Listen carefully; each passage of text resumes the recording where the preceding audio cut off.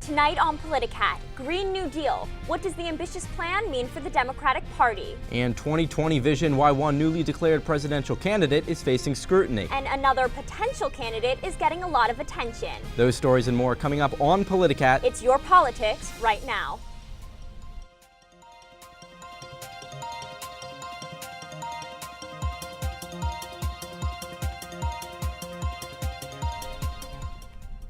Good evening and welcome to Politicat. I'm Joey Safchik. And I'm Justin Sweetwood. Let's get right into it.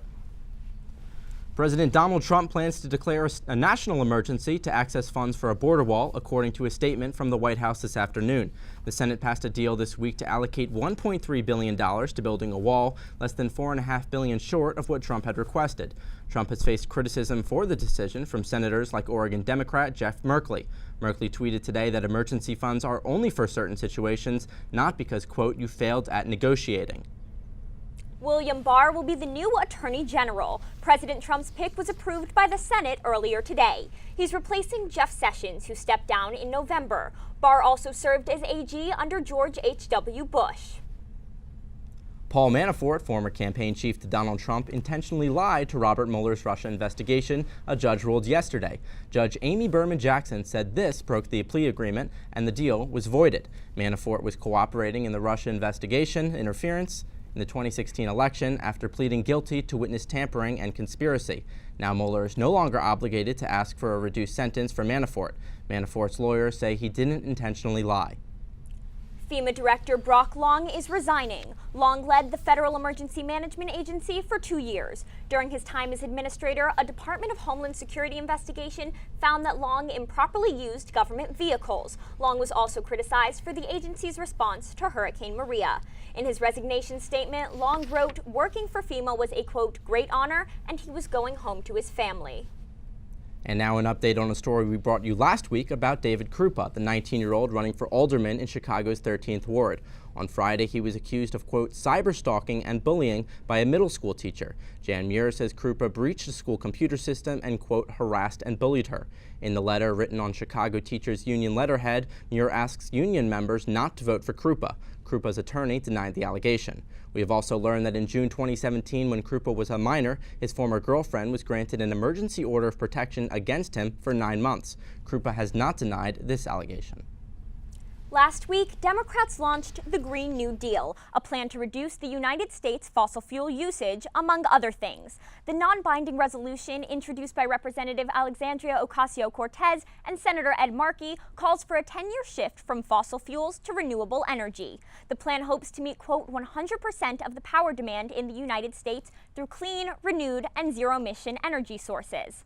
The plan has been embraced by many Democrats, including several 2020 candidates like Cory Booker, Kamala Harris, and Elizabeth Warren. Senate Majority Leader Mitch McConnell said on Tuesday he will schedule a vote on the Green New Deal. In the Republican-controlled Senate, it's unlikely the measure will pass.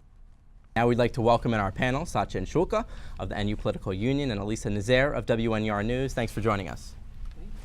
Now, critics say Mitch McConnell is bringing the legislation to vote in an attempt to paint Democrats as radical ahead of the 2020 election. What do you think of this strategy? I think it works great.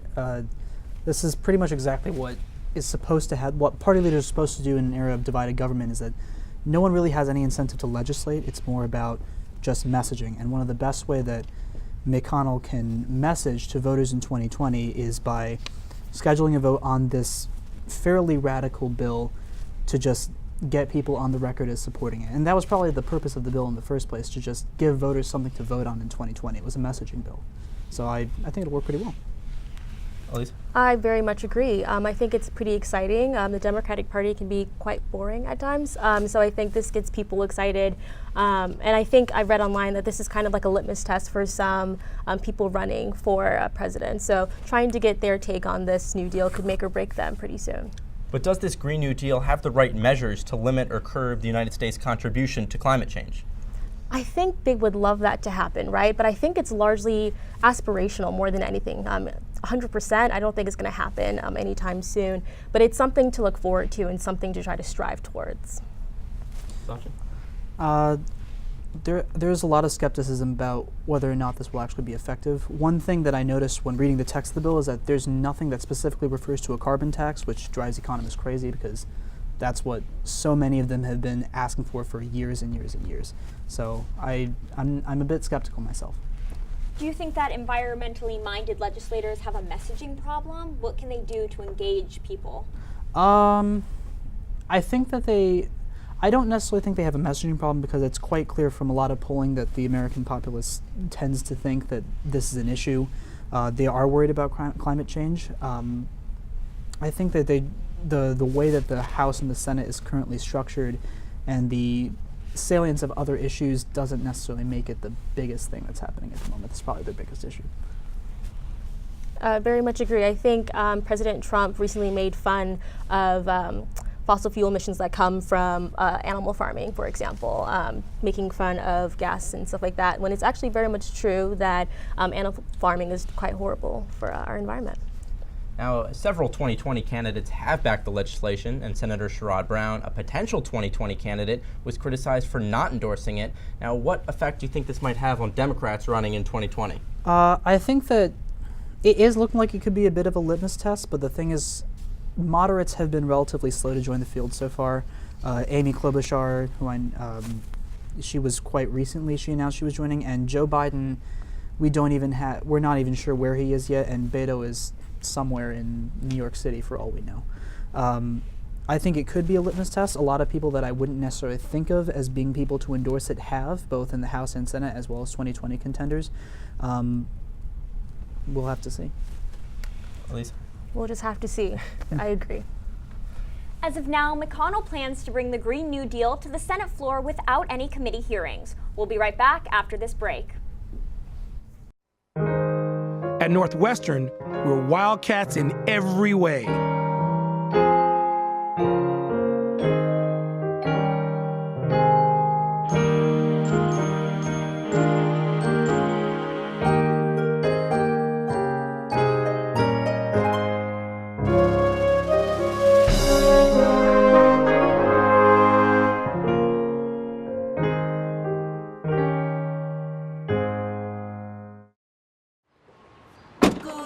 Northwestern break right through that.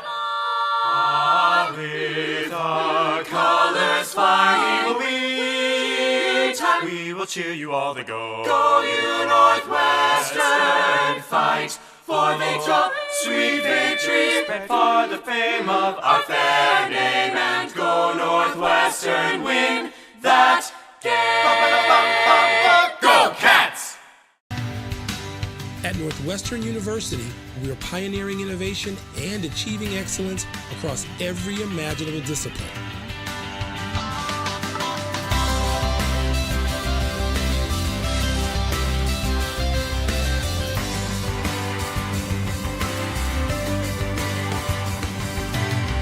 At Northwestern University, the possibilities are endless.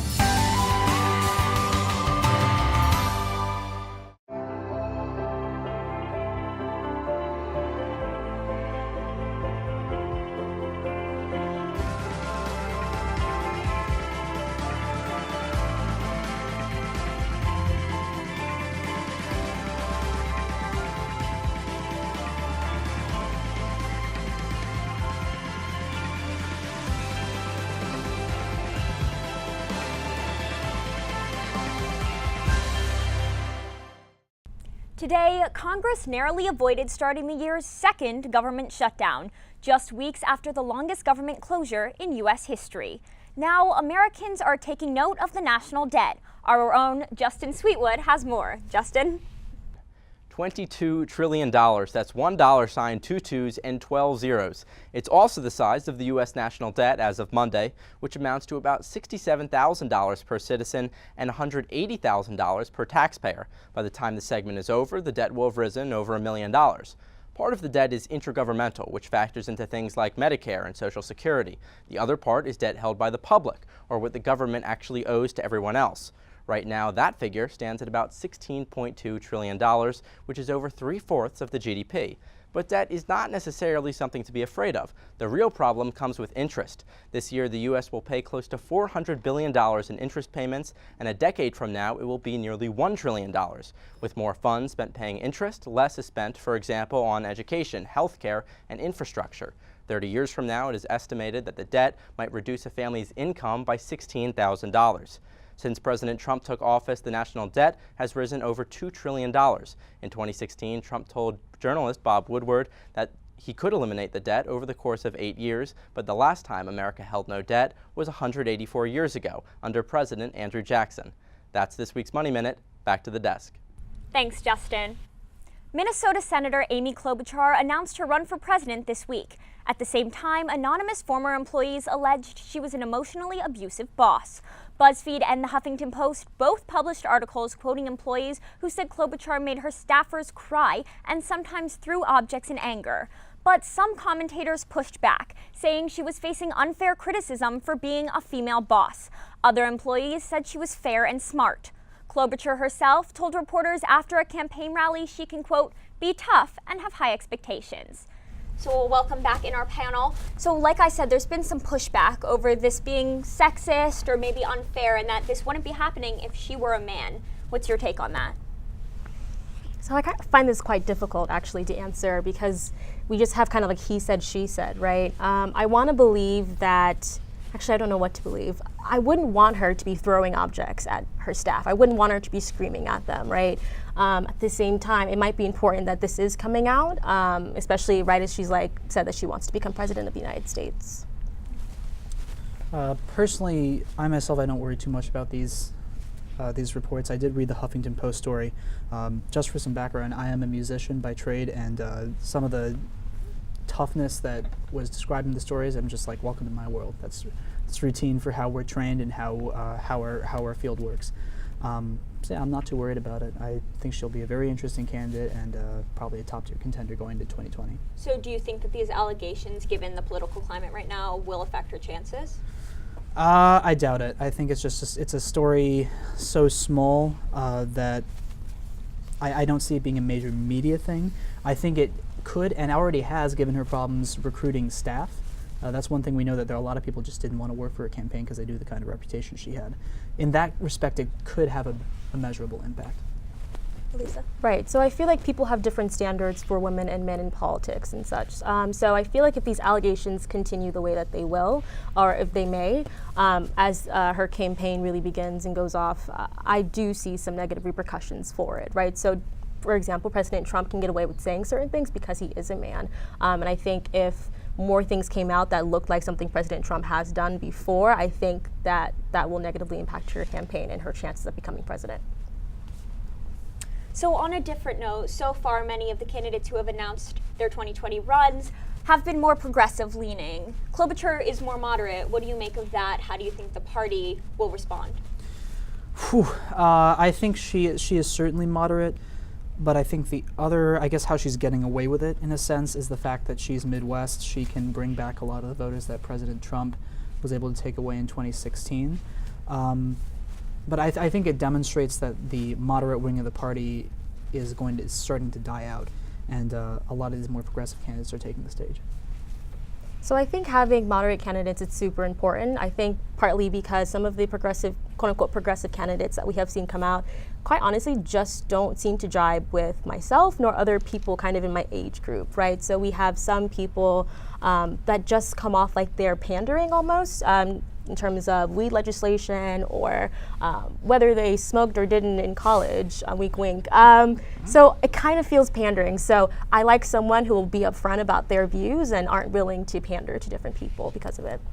All right, thanks so much, and we'll be back in a minute with more Politicat. At Northwestern, we're Wildcats in every way.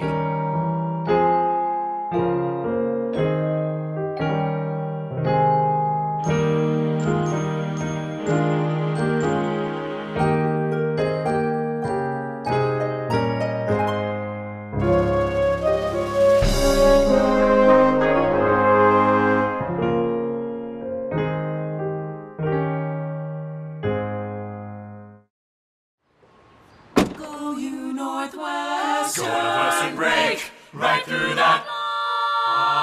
With our colors flying, we will cheer you all to go. Go you Northwestern, fight for victory. sweet victory, spread for the fame of our fair name, and go Northwestern, win that game. Go Cats! At Northwestern University, we are pioneering innovation and achieving excellence across every imaginable discipline.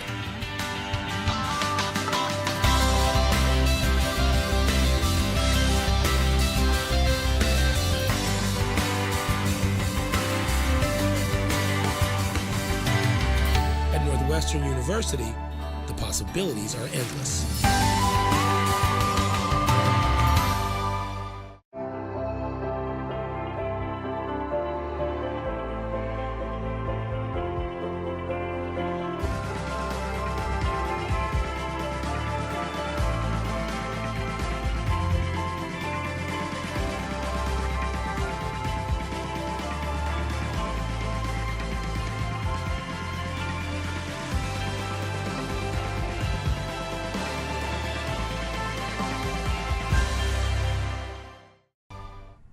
We know the news can be a little overwhelming, so we're going to catch you up on a few stories you might have missed. First, a former Air Force counterintelligence specialist has been charged with espionage. Monica Witt defected to Iran in 2013. Now she's accused of giving the Iranian government information about a highly classified military program and aiding Iranian hackers in targeting her former colleagues. On Tuesday, Mexican drug lord El Chapo was found guilty on 10 counts of an indictment for his role as leader of the Sinaloa cartel. He escaped prison twice before in Mexico, so many are wondering where he will be serving this time around. The answer? 2 hours south of Denver, in Florence, Colorado, where the administrative maximum facility will be awaiting his arrival. It's sometimes called the Alcatraz of the Rockies, where El Chapo can expect to spend 23 hours a day in a 12-by-7 concrete cell. Prison warden Robert Hood said, quote, "You're designing it so inmates cannot see the sky. This place is not designed for humanity. It's not designed for rehabilitation." El Chapo is soon going to meet his new neighbors, among them Unabomber Ted Kaczynski, Boston bomber Dzhokhar Tsarnaev, as well as conspirators from Al-Qaeda and the Oklahoma City bombing. Nobody has ever escaped this facility. Lyndon LaRoche Jr., a fringe presidential candidate and extremist, has died at the age of 96. LaRoche ran for president 8 times, and his supporters, known as LaRochians, heckled, harassed, and sometimes threatened opponents. LaRoche often spread outlandish conspiracy theories, claiming Queen Elizabeth II is a drug trafficker and that the International Monetary Fund created and spread the AIDS virus, both of which, needless to say, are false. He also claims several agencies, including the CIA, the KGB, and British intelligence, were trying to kill him. The National Weather Service in Cleveland, Ohio, warned people to hold on to their pooches as wind gusts reach up to 50 miles per hour on Wednesday. NWS Cleveland issued an unofficial small dog warning to residents of parts of Ohio and Pennsylvania. The Washington Post reported this week that President Donald Trump has had a new virtual golf room installed in the White House. The new system replaces the older and less technologically advanced version used by President Obama. President Trump reportedly paid for the system and its installation himself, but has yet to use it. So will this affect the optics for a president who's been frequently criticized for taking too many golf trips? I mean, at least he might be supporting some sort of newfangled technology and innovation. It's pretty hilarious. Well, at least it'll also be a benefit to any other future presidents as well. We'll see.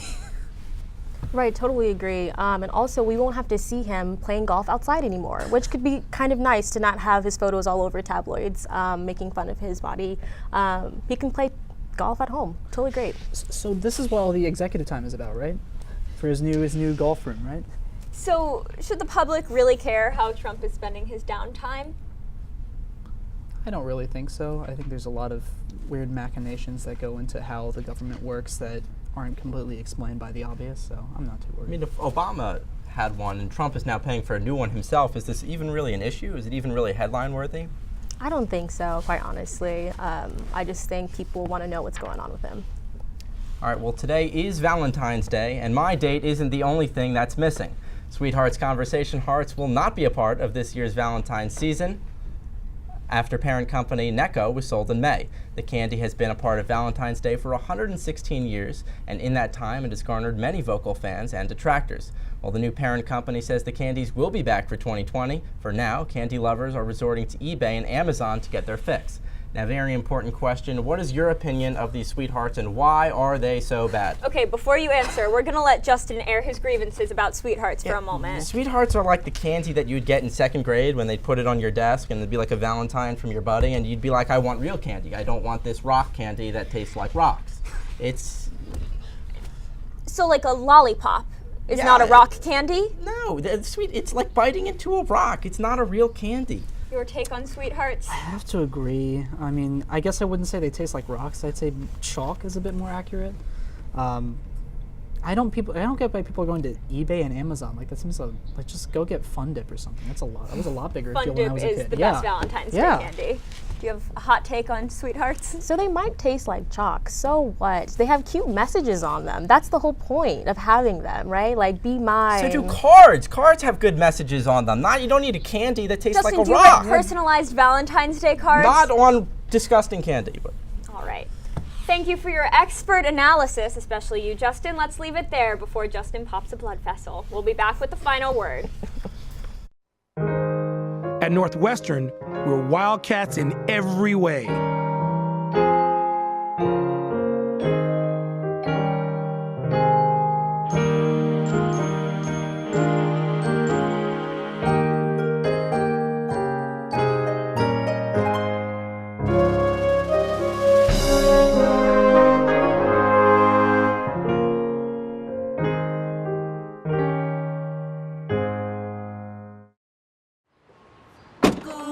Northwestern break right through that.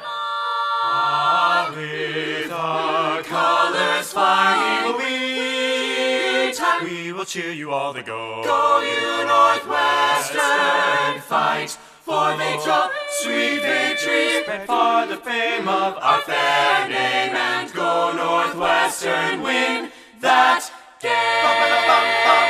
Go Cats!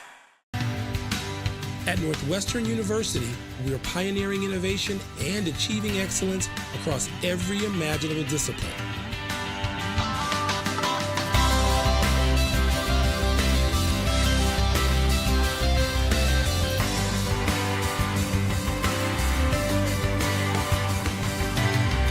At Northwestern University, the possibilities are endless.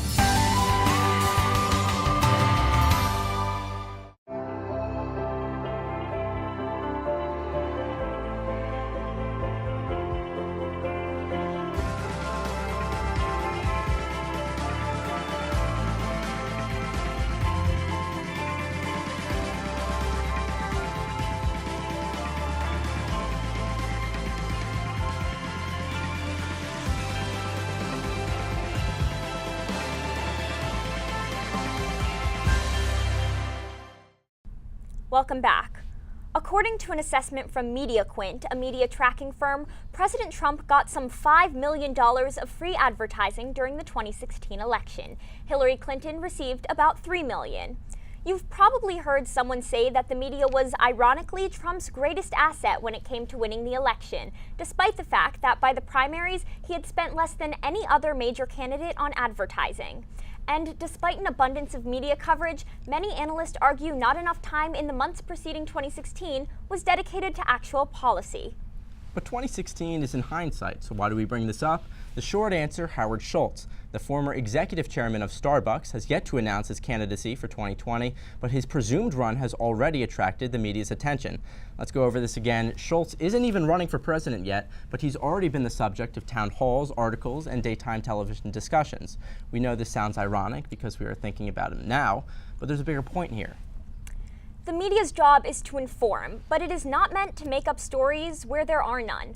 From a news perspective, Schultz is simply a very rich man who has discussed running for president.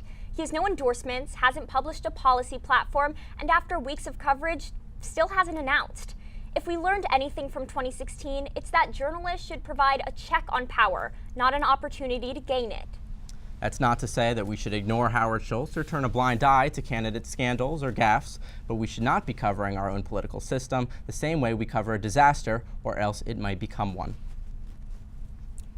And finally tonight, we're remembering the one-year anniversary of the shooting at Marjorie Stoneman Douglas High School in Parkland, Florida.